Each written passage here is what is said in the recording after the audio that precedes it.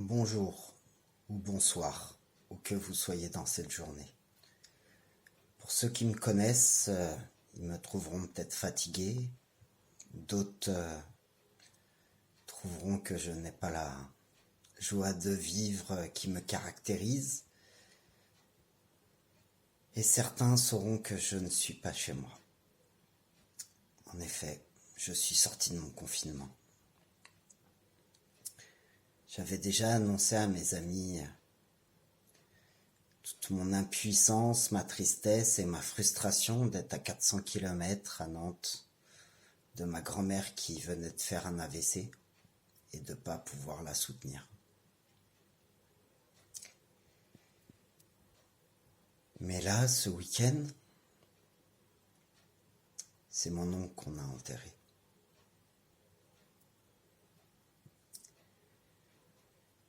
Si je puis dire, parce que finalement, on ne peut pas rentrer dans un cimetière, on ne peut pas accompagner nos défunts, on ne peut pas respecter ses souhaits.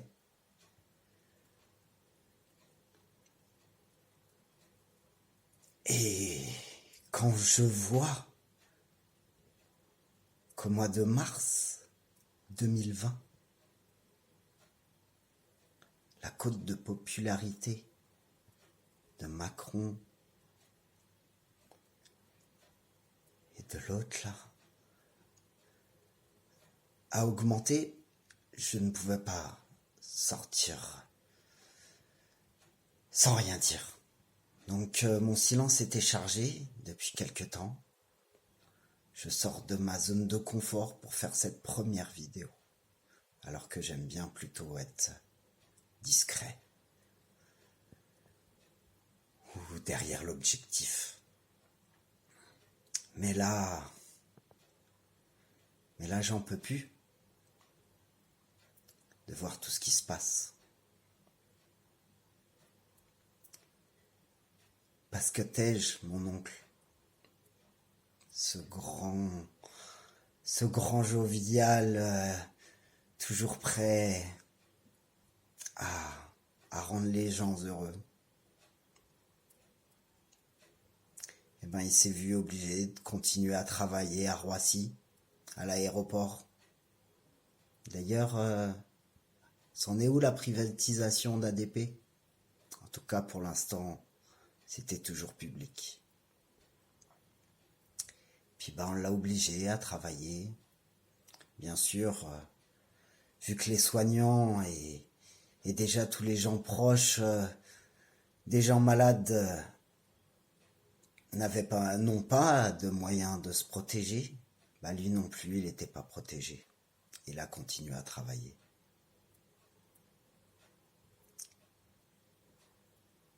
Hospitalisé pendant 1 semaine pour le coronavirus, fallait faire de la place. Donc on l'a renvoyé chez lui pour qu'il continue à se soigner. Et 3 jours après, il mourait d'étouffement auprès de ma tante.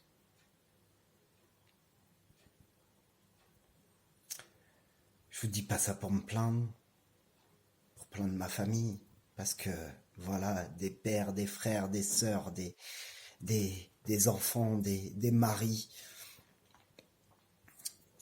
il y en a combien qui partent en ce moment, ou qui sont partis même dans l'indifférence parfois de l'humanité de certains.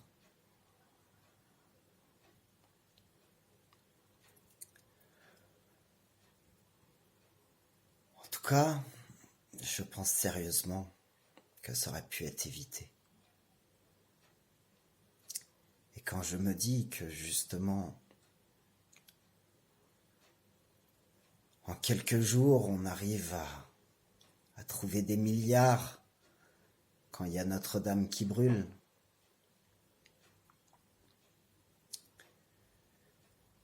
qu'on avait largement les moyens d'être dans la prévention, plutôt que de faire venir 3000 Italiens à Lyon pour un match de foot.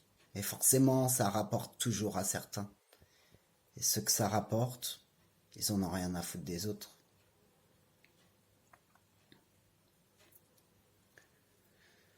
J'ai pas attendu non plus parce que j'ai pas de télé. Que Raoul soit un peu plus entendu, écouté. Mais en tout cas, en étant un voyageur, je l'ai pris, cette chloroquine, par la nivaquine. Et pareil, c'est un médicament qui coûte 10 centimes à produire. Donc forcément, il y en a certains qui se disent par rapport à cette histoire, ils aimeraient faire du beurre. Encore de l'argent, encore. Bah ouais, toujours de l'argent. Alors qu'il y en a qui sont là juste pour soigner. Et d'autres soignent leurs images, leur code de popularité, et en plus, vous les soutenez. Mais là, je comprends rien. Je comprends rien à ce qui se passe.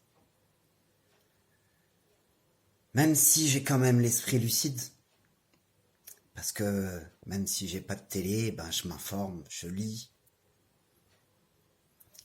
en essayant de trouver aussi des sources sûres, parce que ça c'est compliqué aussi de nos jours. Mais en tout cas, c'est ça, j'étais le premier à dire aussi, une des personnes qui était quand même à se dire, mais comment ils ont fait la Corée du Sud, deuxième foyer après la Chine. Bah voilà, diagnostic, désinfection. Alors que vous voyez, chez ma tante, chez mon oncle, ils sont juste venus récupérer le corps. Même pas de désinfection, rien du tout. Et c'est ma tante qui pleure, de s'excuser de ne pas pouvoir nous recevoir chez elle. Et de pas savoir si elle peut rentrer dans sa chambre ou pas.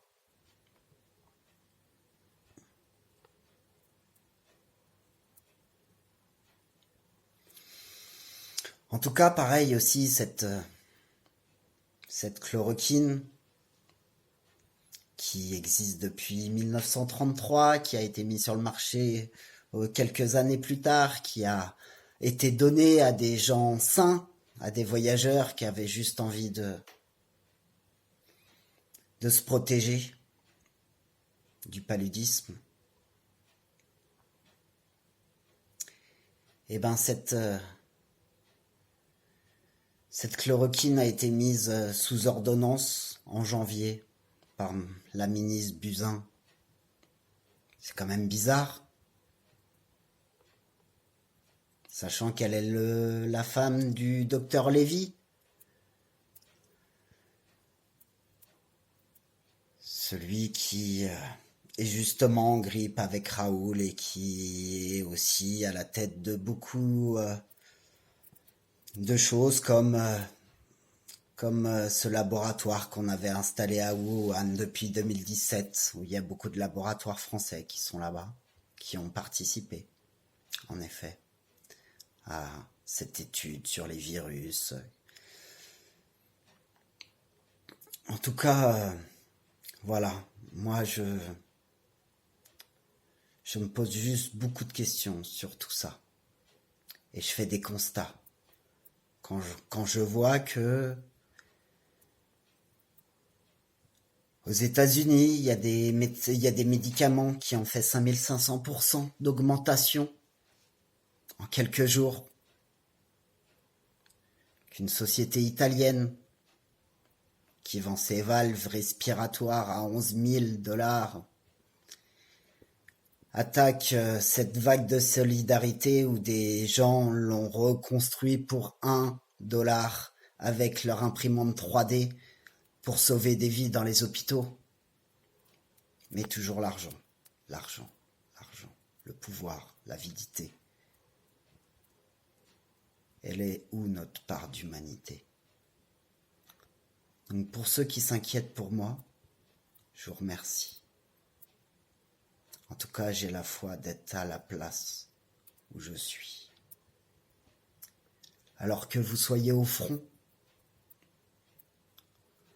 que vous soyez en confinement apeuré, que vous soyez enfin à retrouver ce que c'est aussi la vie, de prendre du temps pour soi, peut-être dans l'introspection, peut-être dans le retour de l'essentiel. Parce que c'est ça, on nous a pas arrêté de notre bouffer notre cerveau avec le temps c'est de l'argent. Ouais, bref, c'est ça, le temps c'est de l'argent. Pour certains en tout cas. Parce que quand on est mort, et ben finalement c'est tout ce qu'on a laissé, tout ce qu'on a vécu et pas vécu, qui là reste dans les cœurs et dans les esprits. En tout cas où que vous soyez, prenez soin de vous.